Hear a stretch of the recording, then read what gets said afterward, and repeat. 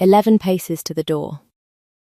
4 beds, 2 windows on the left, 1 shuttered. I say the room out loud when I am frightened, the way other people pray, and I was saying it with both hands inside a man's face at the 2nd hour of the morning, while somebody very calm and very far away told me to stop. There was a splinter of silver behind his eye, the length of a barley grain, and it had been there 2 years, and it did not want to come, and every time I moved it the whole body under my hands went hot. Which is what a body does when the wolf in it is coming up to fight something it cannot reach. If it came up while my fingers were where they were, he would die, and I would hang, and both of those in that order. "Stop," said the voice from the door. 11 paces. 4 beds. 2 windows on the left. "Hold the lamp still," I said, "and count for me." It started 9 weeks before that, in the lower ward, with a young man bleeding on a table and a king coming through the door. The lower ward at Sarnhold is a long stone room with 4 beds in it, and it takes the overflow, which means it takes soldiers, carters, and anybody whose family cannot pay, and I had worked in it for 9 years. I am Vesna. I was 27 that autumn, and I had been blind since I was 18. I will do that part quickly, because I have no patience with it. I was a battlefield apprentice at a field hospital in the Marrow campaign, and men came over the wall at night to burn it. And one of them threw a bucket of slaked lime, and slaked lime does what it does. 9 years. Both eyes. Nothing to be done, and I have had 11 people tell me otherwise and 11 people be wrong. What I have instead is this. I know every one of the 406 jars in a dispensary by smell, and I have never once been wrong about a single one of them. I can tell you a fever's day from the air over the bed. I can find a bleeder by touch faster than a man can find it by looking, because looking is slower than people think, and blood does not stay where the eye puts it. Master Corvin, who heads the King's physicians, has said in writing that I am kept in the lower ward for my own dignity. What I am kept in the lower ward for is that I am better than 4 of his men, and he cannot have that noticed in the upper wards where the money is. So, the ward, the 11th of the month, the 2nd hour of the afternoon. His name was Dane. He was 19, and a horse had gone over on him at the training ground and put a splintered rib into something it had no business being near, and I had my left hand in the wound, holding a vessel shut, and my right hand doing 3 things at once, and Wick, who was 13, and my hands when I needed a 3rd one, was on the other side of the bed doing exactly what I told him. The doors went back hard enough that I heard the hinge take it. 11 men came in. I counted them, iron on 4, and 1 set of boots ahead of all of them, and I knew whose they were, because there is not another man in Sarnhold who walks with that much floor under him. The whole room went down, every soul in it. I heard 9 people put their knees on stone at once, which is a sound like a wave going out. I did not move, because I had a vessel shut under my finger, and if I let go of it, Dane was going to be dead inside 100 beats, and there is not a king alive worth 100 beats. The room went very quiet. "Everyone," said the King of Sarnhold, "is on their knees except one." "Yes," I said, and kept working. I want to be honest about the next 4 seconds, because everyone tells them wrong. There was a noise out of 11 men that was pure disbelief, and Master Corvin, who had come in behind him, started to say something with my name in it, and the word insolence attached. And the temperature in that room went the way a room goes when a very powerful person is deciding. And then Wick, 13 years old, on his knees, with his hands still inside a dying man, because I had not told him to stop, said, in the smallest voice a boy has ever used, "She cannot see you, my lord." There was a pause I have thought about for a year. I did not correct him. I had heard 11 men come through a door. I had counted the boots. I had known who it was before the hinge finished, and I let a 13-year-old explain me to the King of the North with the wrong reason, because the wrong reason was free and the right one was going to cost me, and because I had a vessel shut under one finger. Something changed in that room. I could not see it, and I have had it described to me 9 different ways since. Brogan, his second, says the king's whole face came off him at once. Corvin says he went pale. Wick says he looked like a man who had walked into a wall in his own house. What I heard was this: the 11 men behind him got quieter, and then the King of Sarnhold said, "Get up, all of you." And then, to me, in a completely different voice, "What do you need?" Light on my left, and nobody talking, and he stood in my lower ward for 3/4 of an hour, with a lamp in his own hand, while 11 of the most dangerous men in the north waited in a corridor, and he did not say one word until I had finished. Dane lived. He is a cartmaster now, and he has 4 children, and he has named none of them after me, which I have raised with him. Here is a thing I said to Wick that evening, mopping down, that I would like on the record early, because it comes back. I have not bowed to anybody in 9 years, I said. Not the order, not the physicians, not the king. If I put my head down, I cannot hear the room. So I stopped, and nobody has ever once complained, because they all think it is the blindness. Wick said, "Is it not?" "It is extremely convenient," I said. He came back the next day. Alone, no iron, no second, no lamp-bearer. I know the difference between a man arriving with people and a man arriving without them the way you know an empty house. He came in, and he did not announce himself, and he sat down on the stool at the end of the 4th bed, which is where the families sit, and he did not say anything at all. I let him sit there for about 10 minutes. "You are on the visitor's stool." "Am I?" "You are also breathing like a man who has walked up from the lower yard rather than down from the hall, which means you came the long way round so that nobody would see you come in." The silence out of him had a shape. "Do you want something, my lord, or are you sitting?" "I am sitting," said the King of Sarnhold, so he sat. For 2 hours, while I did a whitlow, 2 dressings, and an argument with a carter about whether he could go back to work, which I lost, which he will regret. He came back the next day.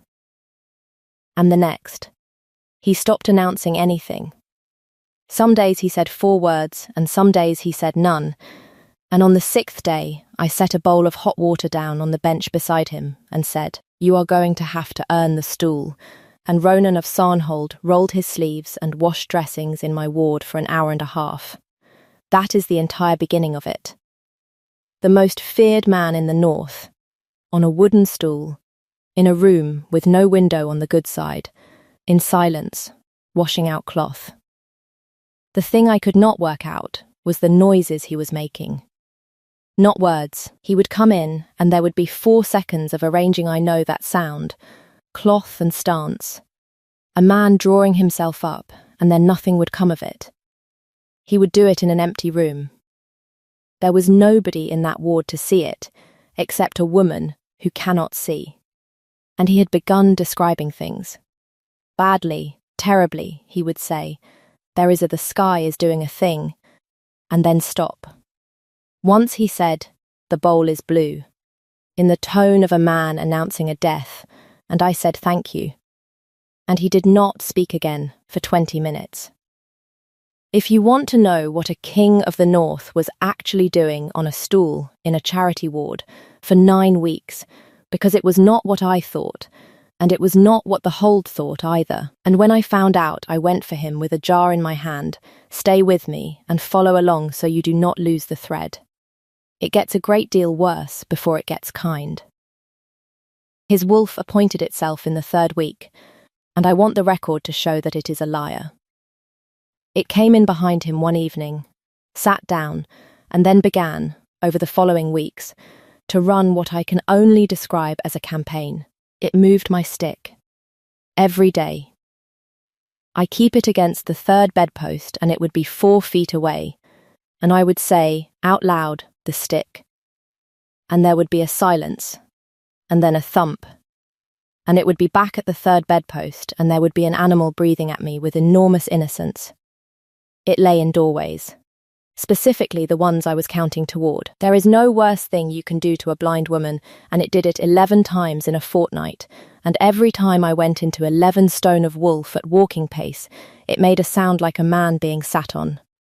And then it started arranging my hands. I would put a hand out for the doorframe at 9 paces, where the doorframe is, and there would be a king's shoulder there instead. Or his arm, or, on one memorable occasion, his ear. Every single time. 9 weeks. The animal would put itself broadside across my line, and I would step off it and put a hand out, and there he would be, standing exactly there, saying nothing, and I would say, "That is not the wall." And he would say, "No." And neither of us would move for a moment. Brogan told me later that his king had once stood entirely still in that ward for a full minute with a woman's hand on his arm, and had afterward walked into the corridor and stood there and looked at the ceiling for a while. By the 5th week, I had begun teaching him the count, without deciding to. That is how I move. You count 11 paces to the door, 4 beds, 2 windows on the left, 1 shuttered. You count the room once when you come in, and you never stop keeping the tally, and the day you stop is the day you break your face on a table somebody has moved. He asked about it. First real question he ever asked me. How many paces from the door to where you are standing? 9. 10 if the second bed is out. How do you know it is out? The draft changes. I put a jar down. Everything in a room tells you where it is. People believe the eyes do the work. The eyes do about 1/3 of it, and they take all the credit. He went quiet in a way I had learnt meant he was writing something down inside his head. And then, 3 or 4 times a week for a month, he would ask another one. How do you find a step? How do you know how many are in a stair? How do you tell a man's weight coming at you? What do you do in a crowd? What do you do if somebody has moved everything?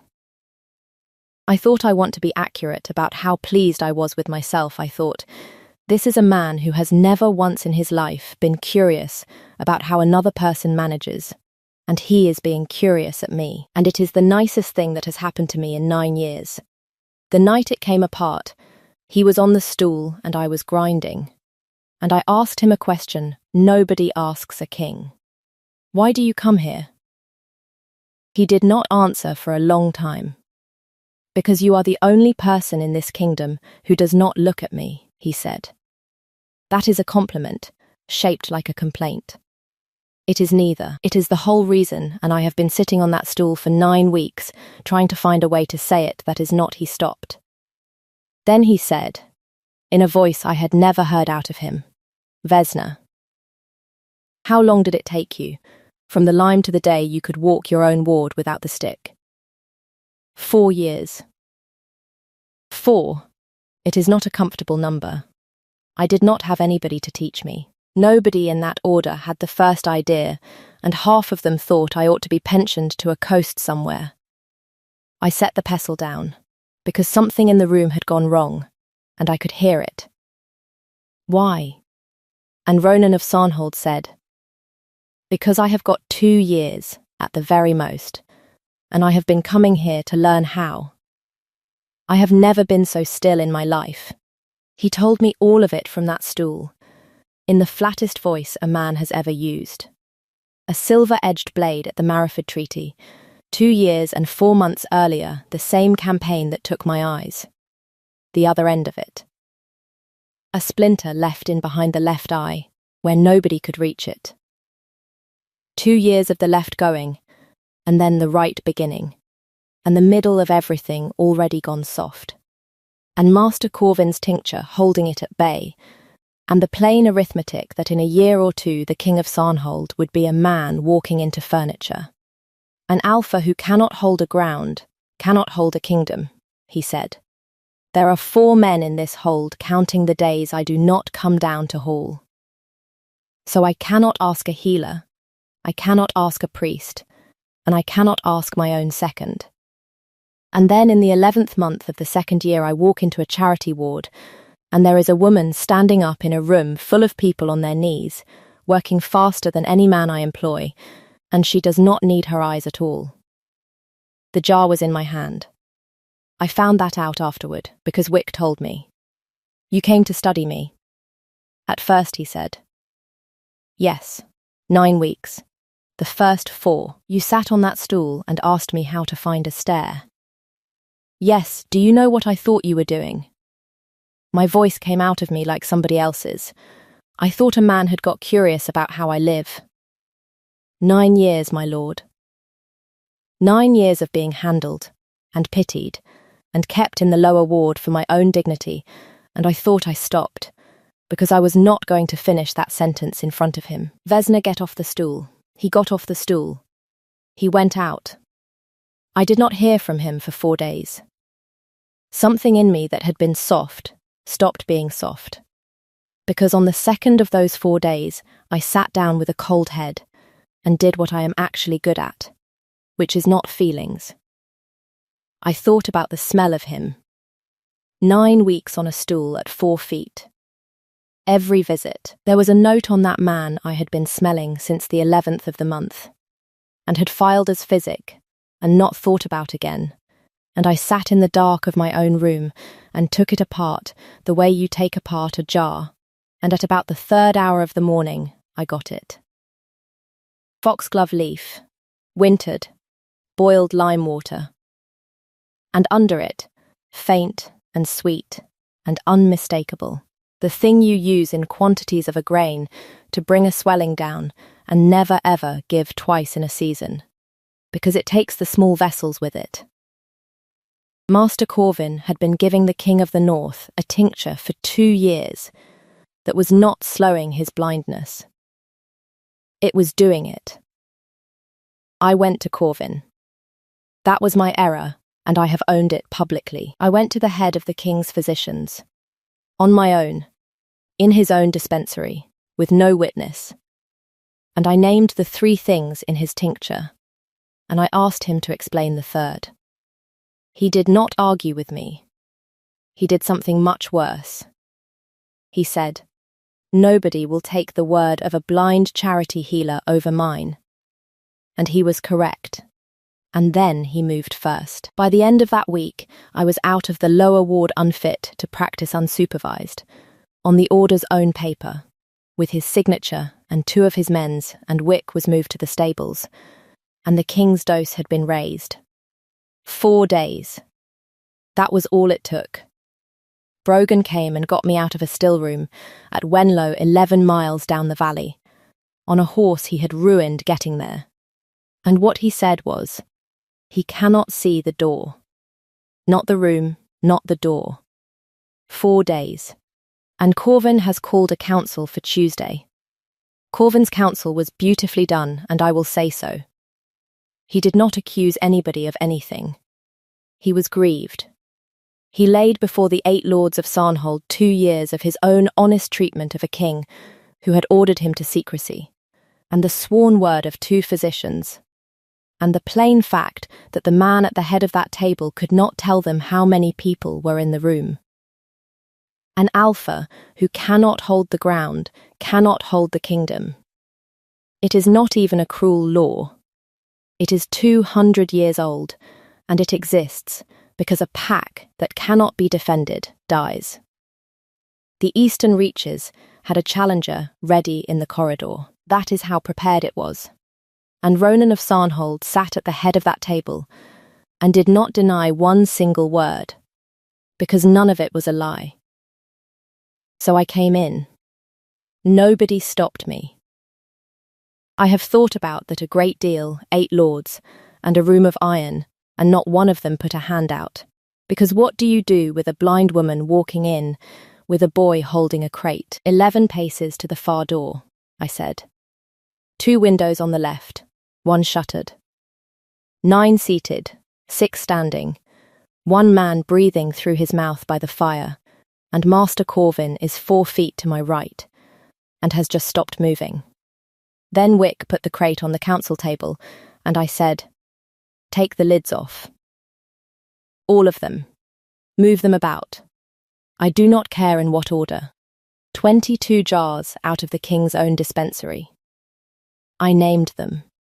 Every one, by smell, in front of 8 lords of the north, in whatever order that boy handed them to me, the common ones, and the 4 that only 3 people in that kingdom can source, and by the 9th jar the room had gone completely silent. And by the 15th one of the lords of the eastern reaches had stood up, and then Wick handed me the 23rd, which was not in the crate.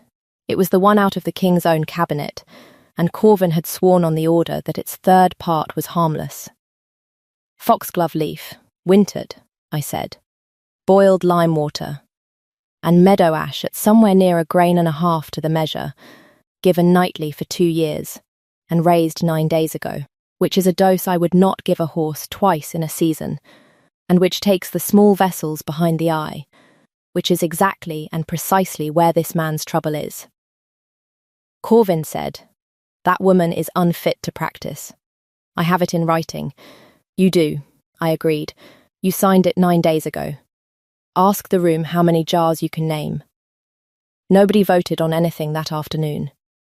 Corvin was taken in the corridor. The challenger from the eastern reaches went home. But naming the poison does not undo 2 years of it, and the splinter was still behind that eye, and the swelling that had come up in 9 days was going to take the rest of what he had, inside the week. There was one way.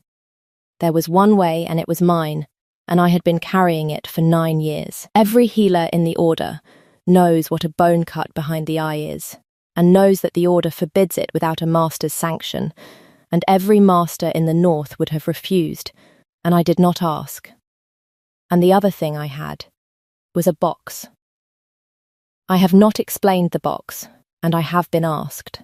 For 9 years I have kept a locked box with 1 dose in it. Marrow lily, from the coast, harvested at a particular hour of a particular year, which is the only thing anybody has ever put in front of me that a physician of any repute believed might have brought back what the lime took. 1 dose exists in the north at a time. It cost me 4 years of wages, and a favour I will be paying until I die. And I got it when I was 22, and every year since I have taken it out and put it back. Because you cannot spend a thing like that on hope, and I had never once been certain enough. You cannot do a cut behind the eye without it. Nothing else keeps the small vessels from closing while you work. I did it at the 2nd hour of the morning in my own ward, with Brogan holding the lamp, Wick counting out loud, and nobody else in the building, because if I had told the order I would have been stopped, and if I had told him what was in the cup he would not have drunk it. He asked me twice what it was. I lied to him twice. It is the only thing I have ever lied to him about, and I would do it again. 11 paces to the door. 4 beds. 2 windows on the left, 1 shuttered. The splinter did not want to come.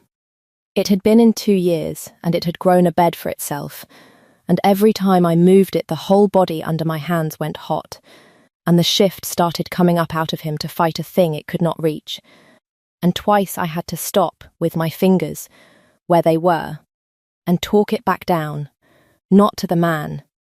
He was long past hearing me. To the animal, with 2 fingers and a voice, the way you talk down a horse in a fire. "Stop," said Brogan once, at about the 90th minute. "Hold the lamp still and count for me." It came out at the 2nd hour and 11 minutes. It is the length of a barley grain. It is in a jar on a shelf in that hold, and people bring their children to look at it, which I find ridiculous and which I permit. He can see. Not all of it the left is a ruin, and always will be, and there is a piece missing from the middle of the right that he has learnt to look around. He can hold a ground. He held one, 11 weeks later, in front of the whole of Sarnhold, against the challenger from the eastern reaches who came back to try after all, and he won it in under a minute, and afterward he stood in the circle and said out loud to 800 people, 11 paces to the west gate. 4 fires. 2 windows on the hall, 1 shuttered. Nobody in that crowd understood it except 3 people. I was one of them. It is still, a year later, the best thing anyone has ever done for me. The order struck me out in the spring, cutting without sanction, and the paper Corvin had signed, and the fact that I had been right, made it worse rather than better, which is the order for you. I was 14 when they took me in, and Vesna of the Ash is not a name I have anymore. I got a different one in the autumn, in front of the whole hold, and it is a bigger one, and I would still like the first one back. Corvin was not executed. Ronan did something colder. He was stripped, and struck out of the order himself by its own masters, and he is at the coast now under a physician who despises him, keeping the fever books the same work, forever, with none of the standing, in a house where everyone knows. He found out about the box in the summer. Not from me, Brogan told him, because Brogan had held the lamp and had read the label on a cup, and had spent 4 months deciding, and I have never entirely forgiven him, and I understand exactly why he did it. I have not seen my husband cry twice. That was the 2nd time. He has spent a year trying to buy another dose.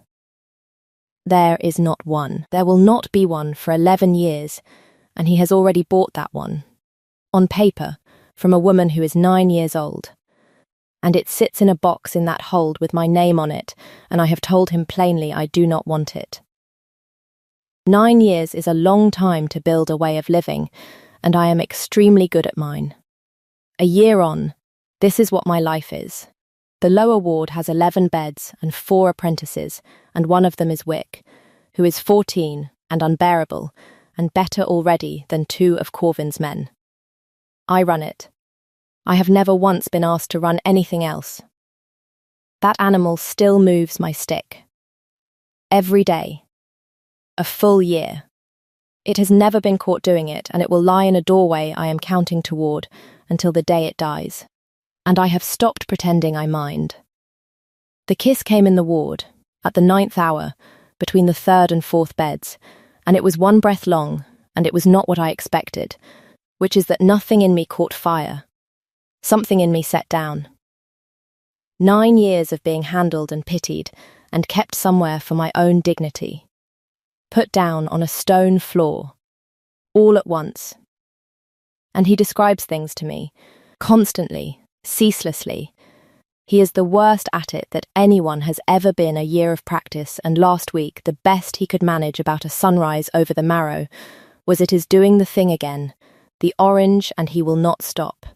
And he will not let anybody else do it for him, and I would not trade it for eyes. He counts rooms for me when we come into them. Out loud. In front of ambassadors, so tell me, was I wrong to lie to him about the cup? He says yes, and he says it every few months, and he says he would have refused it and found another way. I say there was no other way, and that he would have refused it, which is precisely why I lied. We have argued about it for a year, and neither of us has moved, and I would like some outside opinions. Tell me your theory below, and if you want to know who came up from the coast last autumn with a letter about that 11-year harvest, because that is a whole nother story, and I have not decided yet how it ends, comment the Count, and stay with me. Ronan and I are not finished. Follow along, and I will tell you that one too. And wherever you are listening from tonight, count your room. 11 paces, 4 beds, 2 windows. You would be astonished how much of it you have never once needed your eyes for. The throne room goes absolutely still when I walk in. Not the polite still of court protocol. Not the respectful still of witnessing royalty. the still of a world recognizing that something fundamental has shifted. That the equation which balanced everything, him powerful, me forgotten, the dynamic settled into place like stone, has just been rewritten. He sees me, and I watch him understand. The colour drains from his face. His hand, which had been resting casually on his armrest, tightens. His wolf, which I can see shimmer across his eyes in that telltale gold flash, goes absolutely rigid. Kira, he whispers. Only he calls me that. Only he has ever called me that. And hearing him say my name, after 7 years of building myself into someone powerful enough that his forgetting wouldn't matter, nearly breaks me. But I don't break. I never break anymore. The before I was nothing when I met him. This isn't self-pity. It's just fact. I was Omega, low-ranking. The kind of person who moved through palace corridors like a ghost. I was useful, I organised, I managed, I made everything run smoothly without anyone having to notice I was doing it. But I wasn't anything. I didn't have family, didn't have connections, didn't have the kind of status that made a person real. Then he decided I was interesting. King Aldrich. Alpha of the Northern Territories, powerful enough that other alphas actually listened to him. Beautiful, in the way that dangerous things are beautiful. He noticed me one afternoon in the library, made a small observation about the way I was cataloguing manuscripts, and somehow that was enough. Somehow, his attention was enough to transform me into something that mattered. For 3 years, I believed I was the luckiest Omega alive. He didn't claim me, he was waiting, he said, until I was absolutely certain. He wanted it to be my choice, he said. But he made it clear that he wanted it. That I was his mate, even if the formal ceremony hadn't happened yet. That my future was written in his gold eyes and his patient certainty. I believed him. I believed that his patience was love. I believed that his certainty was protection. I believed that an Omega could have a life that mattered, as long as there was an Alpha who'd decided she did.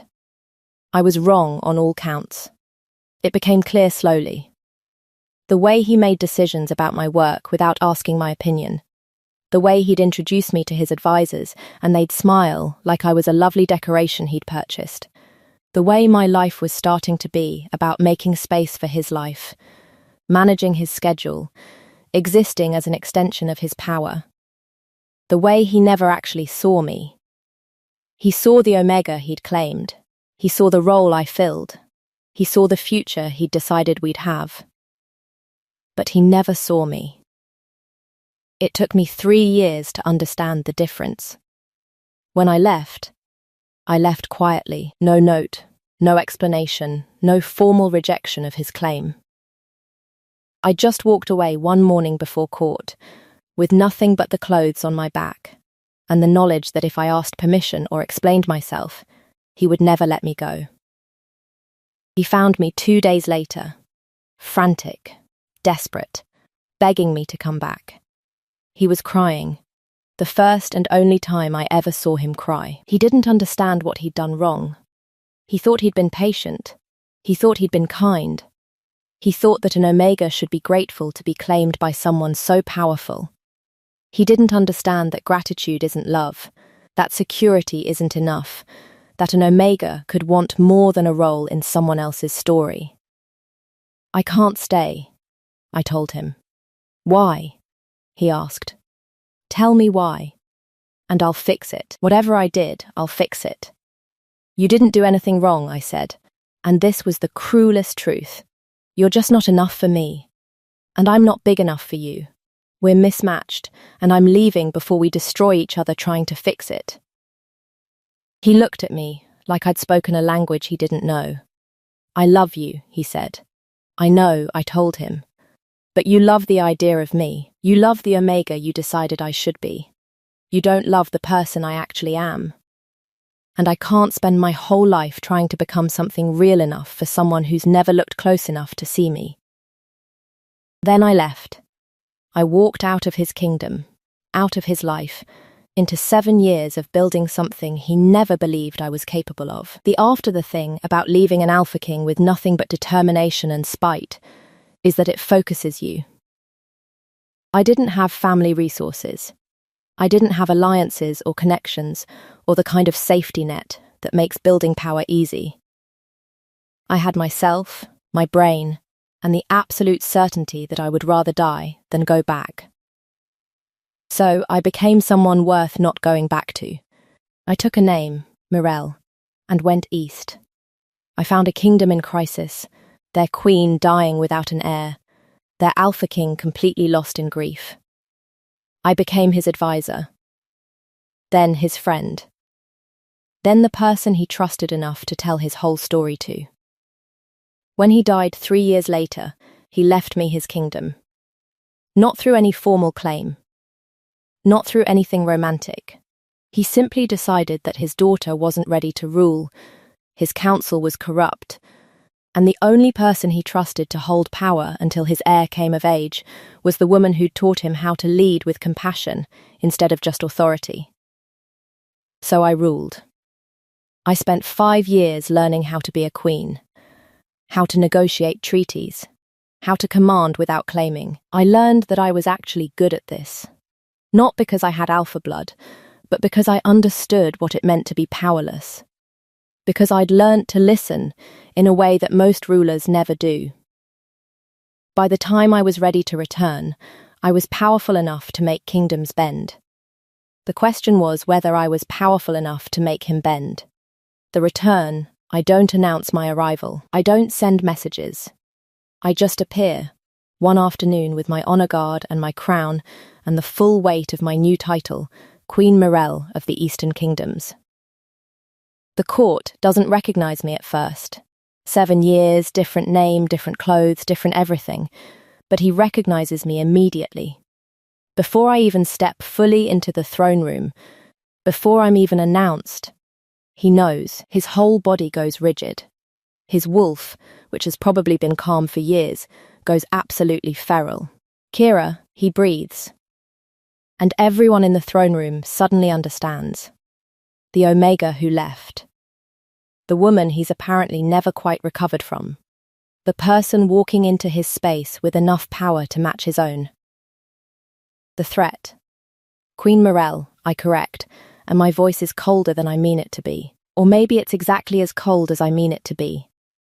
I'm not sure anymore which of my feelings are real and which ones are performance. Of the Eastern Kingdoms. I've come to negotiate terms of alliance. You left, he says. I did. You said you'd come back. I didn't, I correct. You hoped I would. That's different. He stands, and the entire court tenses because an alpha standing is a threat. And his standing is the specific kind of threat that means he's about to do something he won't be able to take back. Leave us, he says to his court. Your Majesty, protocol, his advisor starts. Leave us, he repeats, and there's something in his voice that's not an alpha command exactly, but close. Something that makes everyone in the room understand they don't have a choice. They file out, all of them, until it's just the two of us in a space that suddenly feels much smaller than it did before. Why are you really here? He asks. Alliance, I say. My kingdom has resources your kingdom needs. Your kingdom has stability mine requires. It makes sense. You're lying. I'm not. You could have sent an ambassador. You could have handled this through official channels. You could have done anything except walk into my throne room looking like... He stops. Looking like you could destroy me. Could I? I ask. Not because I don't know the answer, but because I want to hear what he thinks. Yes, he says simply. You're a queen now. You have power. You have an army. You have every resource you need to make my life very difficult. So I'm asking, is that what this is? Revenge? You coming back to take everything from me the way I took everything from you? I should say yes. The person I was 7 years ago would say yes. The person who spent 4 years angry and building power specifically for this moment would absolutely say yes. But I'm not that person anymore either.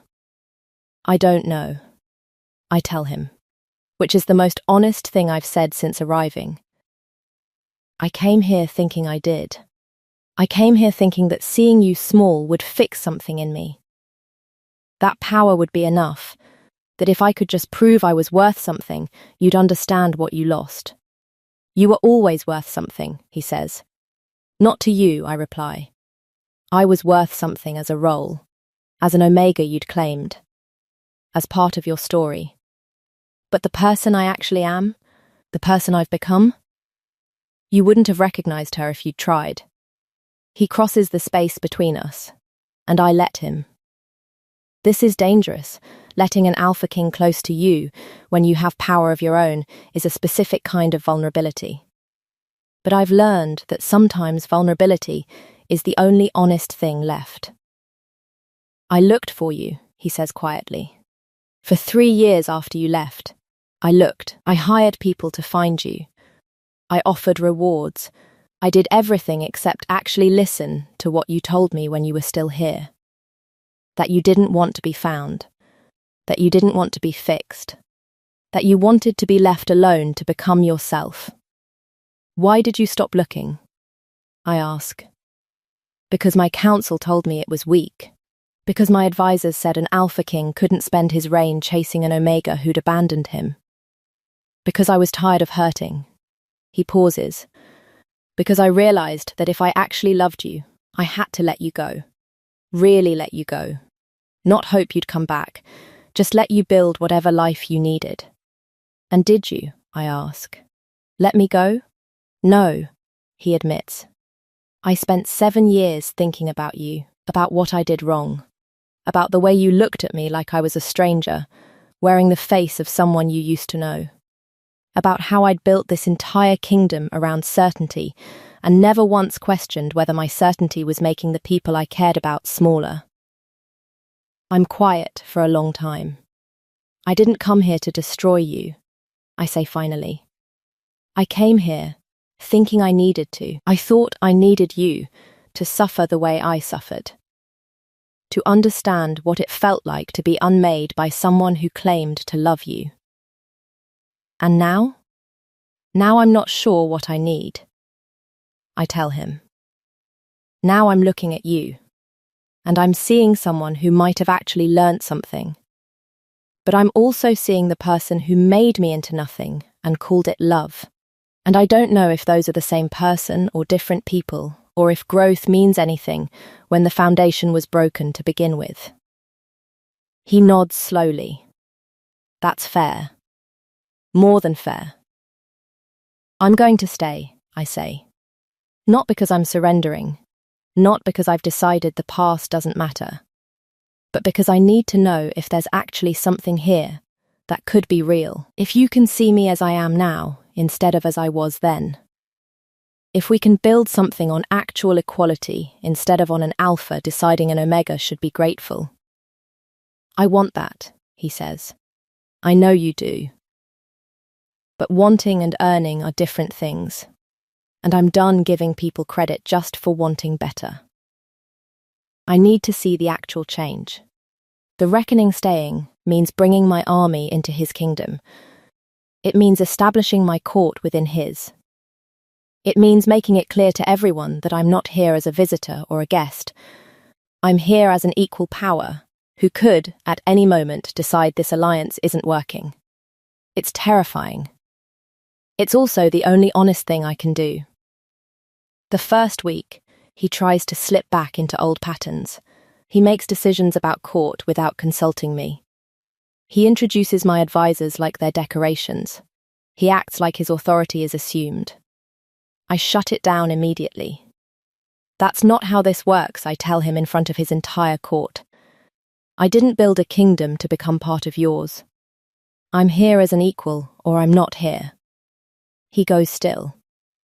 Everyone in the room goes still.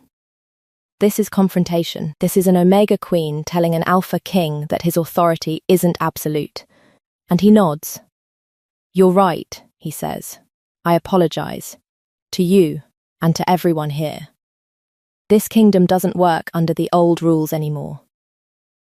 We function as equals, or we don't function at all.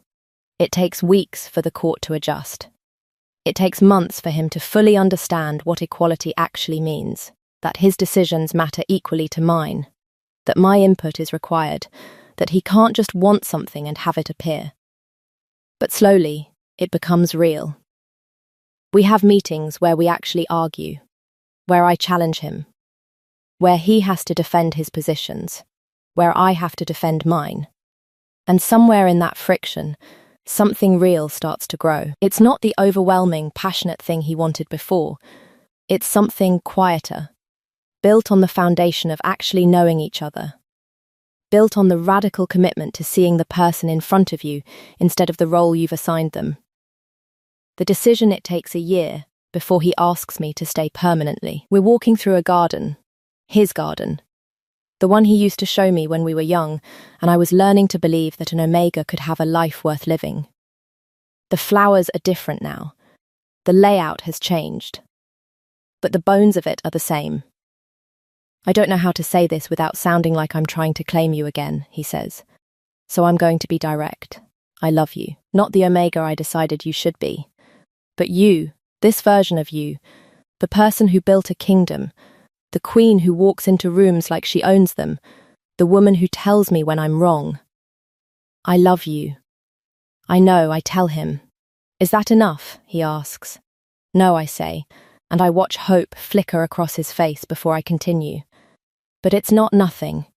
And I think I love you too, not the Alpha King who thought he could decide my future, but the man who learnt to listen, who changed not because he was forced to, but because he actually cared enough to try. What does that mean? He asks carefully. For us, it means I'm staying. It means we're building something together. It means I'm going to keep my kingdom separate, keep my power independent, and make sure that if this stops working, I have the option to leave. But for now, right now, I'm choosing to build something with you. Not a claim? He asks. No, I say. Not a claim. A choice. Every day. Over and over. That's the only thing worth having. He takes my hand carefully, like he's afraid I might disappear if he holds too tight. Okay. Every day. Epilogue. The equal 3 years later, our joined kingdom is something no one expected. Stronger, more just, more stable than either one alone could have been. We've kept our separate courts, but shared our power. We've built a system where equality isn't theoretical, it's the actual foundation of how we rule. The court that once went silent when I walked in has learnt to see me as I am. Not the Omega who left, not the queen who came back to destroy, but the woman who chose to build something with the man who loved her despite his own limitations. We're not bonded in the traditional sense. We haven't claimed each other through magic or blood, but we're bonded in something more real, in the daily choice to show up, to listen, to prioritize the person in front of us over the role we're expected to play. Sometimes I remember the girl I was, small, invisible, grateful for crumbs of attention. I remember how much I wanted to come back as a queen, powerful enough to make him feel small the way I felt small. I did come back as that queen, but I learned something in the process. Real power isn't about making someone else smaller. It's about being big enough in your own right that you never have to. Real power is walking into a room as an equal. It's demanding to be seen. It's having the option to leave and choosing to stay. Real power is building something with someone who tried to take it from you and choosing to let him try to earn it instead. The throne room is never silent anymore. It's full of voices, his, mine, our advisors, our people. We argue and laugh and debate and build. We're messy and complicated and real. And that's enough. That's everything.